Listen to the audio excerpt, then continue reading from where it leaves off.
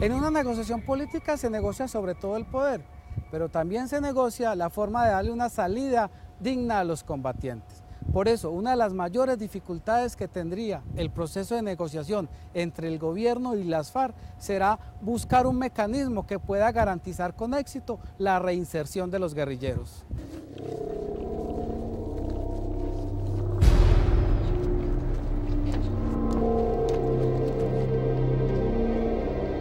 Pues porque vi que era la mejor alternativa y también cansado también de hacerle daño a la población.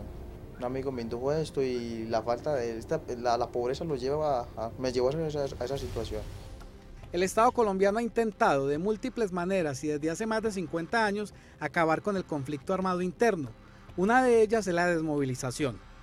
Quiero presentarles a ustedes unos hechos significativos del día de ayer, del día de hoy, representados en las entregas voluntarias de 8 personas de la organización narcoterrorista FARC.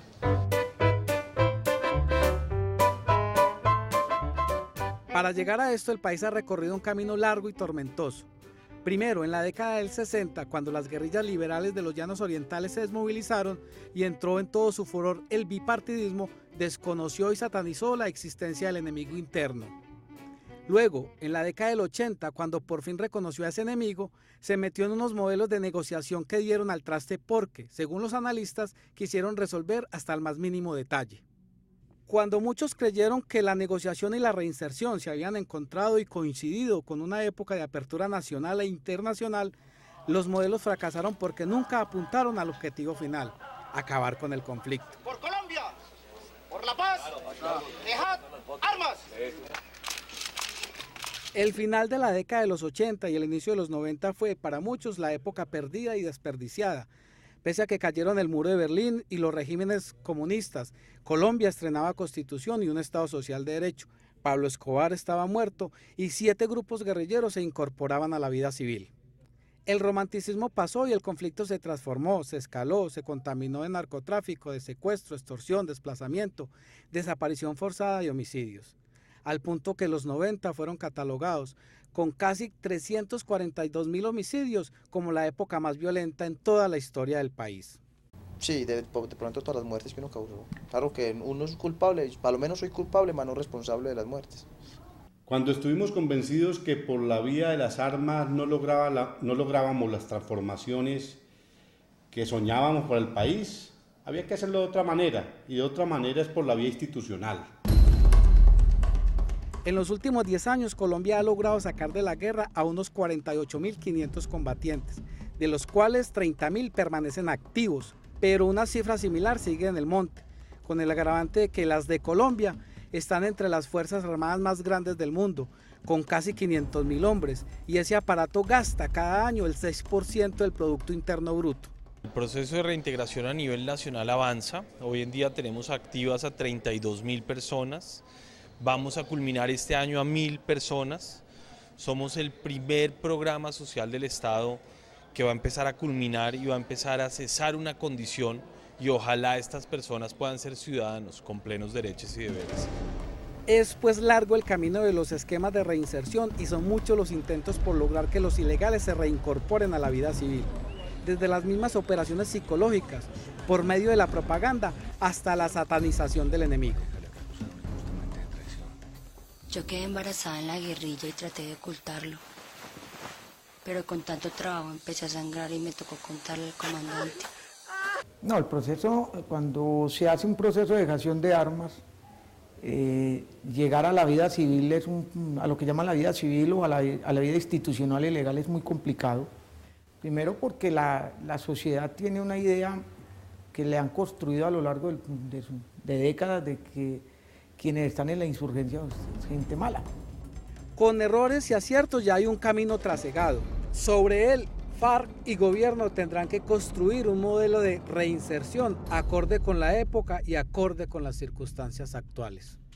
No, en términos de reinserción hay que ser muy novedosos, porque estamos hablando de una gran fuerza y de unos aliados que tienen esa fuerza y de unos territorios y comunidades que han convivido, que han surgido, que han estado al lado de esta organización guerrillera. Ese modelo de desmovilización tendrá que mirar al pasado y satisfacer no solo a los combatientes y a la sociedad, sino pensar en el futuro y sobre todo en la no repetición. Las instituciones del Estado no han estado preparadas nunca para un proceso de dejación de armas, pequeño, mediano o grande. En el proceso de reinserción o reincorporación a la vida civil hay muchos errores por corregir, pero también hay muchas experiencias por replicar. Y una de esas experiencias precisamente la tiene Medellín, que lleva ya más de 10 años con unos procesos que se vienen adelantando con algunas irregularidades, pero que vienen marchando. Atención, La reinserción en Medellín no es de ahora y no solo con los excombatientes de las autodefensas. Recordemos que la ciudad fue la primera experiencia de desmovilización de una estructura de las autodefensas en un contexto urbano, que fue la desmovilización del bloque Cacique Nutibara.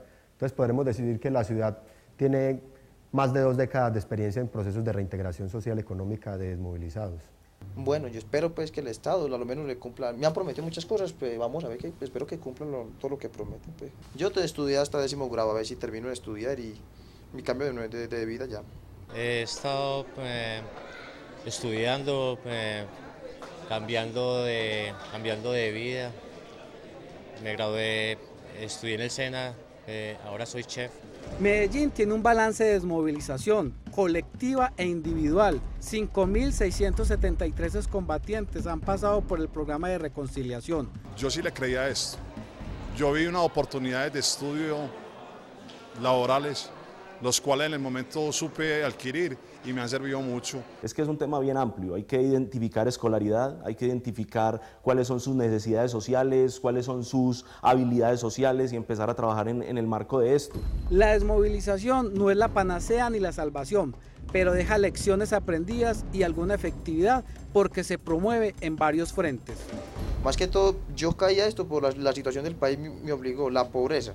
Es que prácticamente todos los que están en la guerra o estuvimos en la guerra no es porque quieren, sino porque la situación del país los obliga. A nivel individual no es suficiente con desmovilizar a una persona y darle oportunidades, sino que toca abordar una cantidad de problemáticas mentales para que la persona se pueda asumir como un ciudadano de bien. En resumen, el manejo de la impulsividad, el manejo de la agresividad, de la reactividad frente al otro, de la tendencia a responder haciéndole daño al otro. Tampoco se puede medir a todos con el mismo rasero. La reconciliación no es solo un aspecto de perdón, de aceptar al otro, sino de apostarle juntos a todo un proyecto comunitario. En medio de este panorama y pese al trabajo silencioso, una futura desmovilización debe enfrentar 2 graves problemas. El primero, el tratamiento a los mandos medios. A los mandos medios no les interesaba lo que se les ofreció a los grandes comandantes, que fue el marco de la Ley de Justicia y Paz, ni tampoco lo que se le ofrece a los desmovilizados de base, que son unas ayudas humanitarias primarias y unos temas de reintegración social y económica. Lo que nos llevará a esto es que se puedan desmovilizar los jefes, pero los guerrilleros bajos se queden algunos en la selva y ahí se conforman ya no la guerrilla de las FARC, sino que se conforman grupos de delincuencia común haciendo lo que saben hacer. El otro escollo son las garantías jurídicas y la obligación del país de aplicar la justicia transicional. Y eso es muy bueno que la sociedad también lo sepa. A los desmovilizados los únicos delitos en los que reciben beneficios jurídicos es concierto para delinquir, que se le suspende la ejecución de la pena si está activo en el proceso y cumple unos requisitos. Y el de rebelión también si está activo en el proceso y cumple unos requisitos. Pero si ellos cometieron homicidios, extorsiones, desplazamientos, narcotráfico, esos delitos no se le perdonan. Porque si vamos a hablar de un marco jurídico para la paz, no únicamente el que hay, sino el que hay que complementar con las negociaciones. Para la paz no es únicamente un marco jurídico para la guerrilla. Yo pienso que hay que aprovechar el momento para trabajar una agenda de reconciliación. El fiscal general ha dicho que podría llegar a darse la situación en la que ellos no paguen condena, que esa condena puede ser transmutada por trabajo social u otras cosas que se determinen en esa ley estatutaria. Yo creo que cada momento tiene su situación. Hay que resolver eso desde el punto de vista político. Hay que darle una posibilidad política a la FARC en la próxima desmovilización. Queda pues sobre la inteligencia de los negociadores sacar adelante el proceso y garantizar una desmovilización exitosa, a cambio de destinar para otras necesidades los casi 45.000 millones de pesos que el país se gasta en su aparato de guerra. Bueno, yo creo que lo importante de que el proceso de paz llegue a un feliz término puede radicar en la reasignación que se pueden hacer de muchas de las inversiones que hoy se destinan para la guerra, para combatir el conflicto, hacia sectores sociales y hacia actividades productivas que generen una mayor inclusión. Lo que viene es preparar la evolución de los diálogos que se iniciarán en octubre en Oslo y La Habana, porque los temas de la agenda, tierras, desmovilización, fin del conflicto, narcotráfico y reparación, apuntan a un final de juego pactado. Tiene que haber una voluntad de reconciliación detrás de todo esto para garantizar que estos hechos violentos no vuelvan a ocurrir. Hay muchas lecciones aprendidas, pero también hay muchos errores por corregir. Así que el éxito de la negociación, como de la reinserción, depende de la inteligencia que le pongan los negociadores en la mesa de diálogo.